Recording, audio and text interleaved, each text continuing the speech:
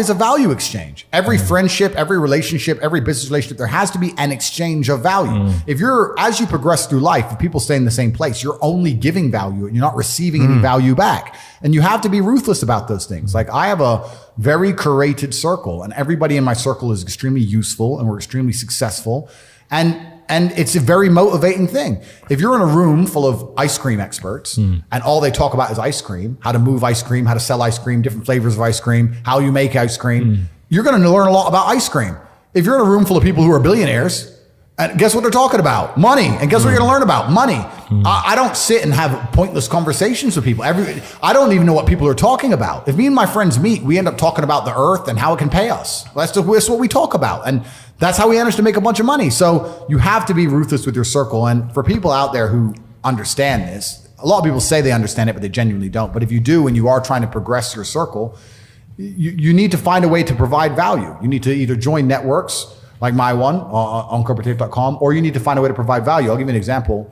In Romania, I was driving and I went to a town called Cluj. It's a very small town. I went in a nice car and a kid came up to me and he said, I run the car spotting page and we take pictures of the Ferraris and Lamborghinis. Can I take a picture? It's like, yeah, sure. And anyway, he took a picture of it and then he gave me his business card and he said, I just want you to know, I don't even like cars.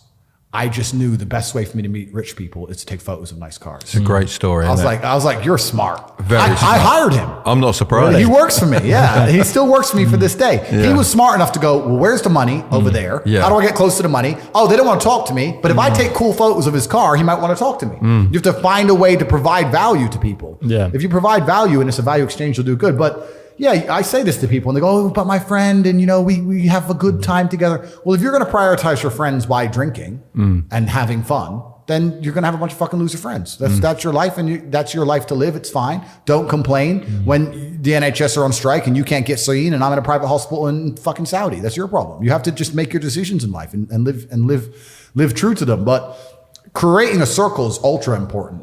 And it's not just important financially, it's also important for your entire life and your mindset as a whole. Because it's amazing, especially amongst men, we never want to be the poorest person in the room. We never want to be the weakest person in the room. You never want to be, so if you're with a group of killers, you have now this massive expectation. It's almost like societal pressure and a positive force. If I go to my friends, I can't be the weakling. If everyone does X amount of push-ups, I have to do them. You might get dropped out. Yes, well, you don't want to. That's not happening. You don't want to feel that way. You talked about kickboxing. If I want to go learn kickboxing, I expect my coach to be able to fight.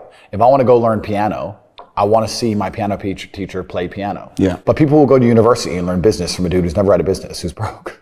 It's just like, it's clown world. It's stupid. Yeah. Like, education's becoming decentralized, which is actually one of my products, so I'm going to talk about it.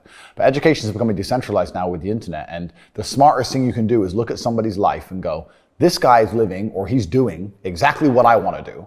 I'll learn from him. That is the smartest thing you can do, as opposed to just going to these traditional educational systems. You need to be out competing all the other people on the planet who are hyper competitive. And if you think you have 8 hours to sit there and just read a book, you are wasting your time. You are too slow and you are going to lose against people like me, because we're just too quick, too fast. Our networks are too various and large, and we make decisions too quickly and we absorb information too quickly, and you're just behind the time. By the time you're done reading the book, the moves have been made. But it's over, Game's over. Chess teaches you that if you lose, at some point you made a mistake. It doesn't matter if it's the smallest mistake. It doesn't matter if you just took too long to think to make the right move and you ran out of time on the clock. At some point, you fucked up for you to lose that game. It's 100% accountability with no luck. That's what's so important about learning chess. That's the first thing. And the second thing is, you need to, as a man, adopt the mindset that absolutely everything that happens to you is completely and utterly your fault, whether it's good or bad.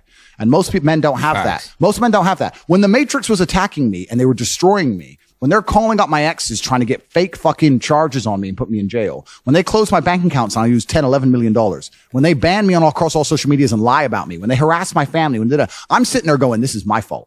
All of this is me. I got here. It's my fault. I'm not going, that was unfair. It was orchestrated. The NGOs worked against me. Because that is not helpful. So it's accountability. It's 100% accountability in all things. But also when I go out there and I start the Bugatti, it's like, that's me. This is my fault.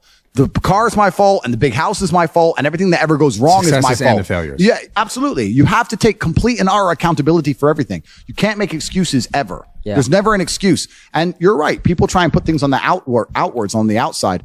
It's interesting. I remember watching Forrest Gump about 5 years ago. I was on a plane. I can't remember where I was flying. And the beginning of Forrest Gump has a scene in it, which I don't think many people actually have ever analyzed or anticipated or understood what the scene means. But when he's sitting on the bench at the beginning, think about Forrest Gump. He's sitting on the bench at the beginning and there's a feather Yeah, you blowing. nailed this Yeah, shit. yeah. And then it lands on him and the movie begins. Yeah. What they're saying with that is Forrest is the feather and life has just pushed him all over and put him in all these unusual scenarios. Life has directed him everywhere. Yeah. That's what it's saying. Sure. And if you're going to be the guy and you're going to allow life to happen to you and you're not going to happen to life, then you're at mercy of the wind. Perhaps it might work out okay, but it might not, right? So you have to be the guy who goes, okay, the wind's blowing in this direction. Fuck them. I'm doing this. You have to come to life. You can't let life come to you, because if you let life come to you, then you're going to be living inside of a matrix and a system which is designed not for you to live your best life. It's designed for you to comply, and it's not how for do your you benefit. That's what it's really about. The whole world is about power. So when someone comes on TV and tells me I'm supposed to believe something, you need to believe this about the planet. You need to believe this about the gays. You need to believe this about this virus. You need to believe this. I sit there and I look at it and go, why do you want me to believe this? Do you think? Yeah, Why? It's a lot. And sorry, you got me started now. Sorry, bro. But it's like, why do you want me to believe this? Do you want me to believe this because it's good for me, or is it because it's good for you? Are the rules made for the benefit of me, or are they made for the benefit of the people who make the rules? And you sit there and you understand that all of it is programming. All of it is a lie. They want you to believe things that are not true, like go to university, get in debt, sit there, learn or get a degree, that they want you to believe all this crap so that you are as enslaved as they can make you. This is all they want. I think that the entire world was built by this God-given drive to conquer. And to conquer doesn't always mean dominate others. You can conquer the sky by building a skyscraper. You can conquer by building roads. You can conquer by construction, not only by destruction. You conquer by turning up to a new territory and having a beautiful family and creating children. I think that's inside of every single man. I think it's been dumbed down by the Matrix, but I'm uninterested in fun. I don't understand the concept of fun. Fun is for women and children. All the women around me have fun. You can't save yourself to a lifestyle. No. And that's the thing. So I have 36 cars, right? Let's take one of them. Let's take the Bugatti. That's 5.2 million. Let's do some easy math. Let's say you make $5,000 a month and you manage to live completely for free. You manage to walk to work for free, eat for free, don't need clothes. Your complete life's free. That's 100 months.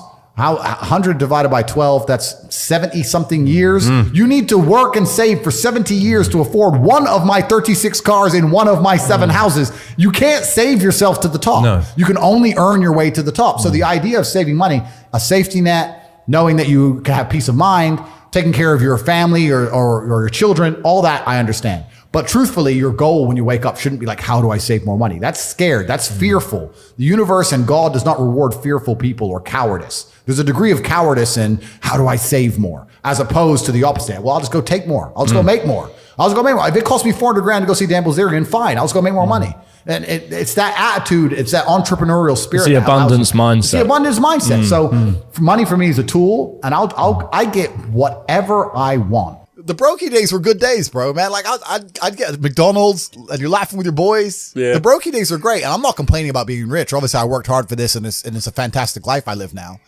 But I think without those brokey days, without those original days to compare it to, without that juxtaposition, then I don't think being rich would be fun at all. I think it's only fun because you can compare it to the days when you weren't rich. That's the only thing that makes it fun. The only thing that makes a $10,000 steak fun is that you can laugh saying how you never had 10 grand in your bank till you were 27 years old. Yeah. Like otherwise it's boring. Otherwise okay, steak. And I think if you're born with too much money, that you'll never truly be happy. I think you need the brokey days. They're the best days. Most people are so uninteresting and so unremarkable that you could replace them online with a chat GPT bot and you wouldn't really notice.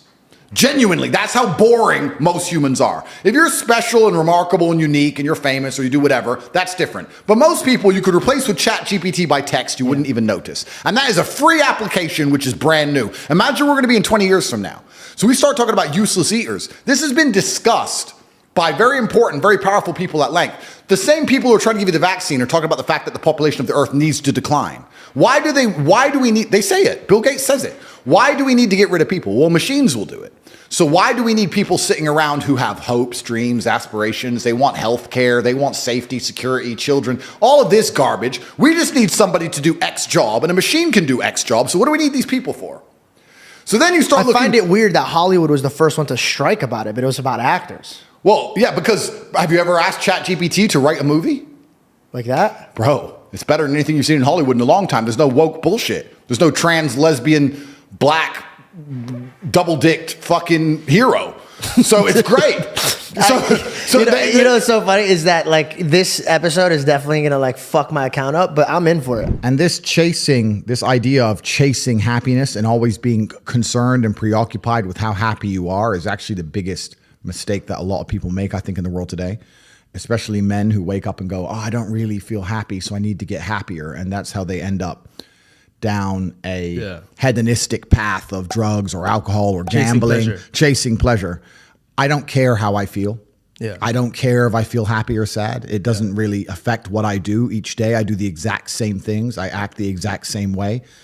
I don't care. Yeah. I don't put weight to the significance of the emotion.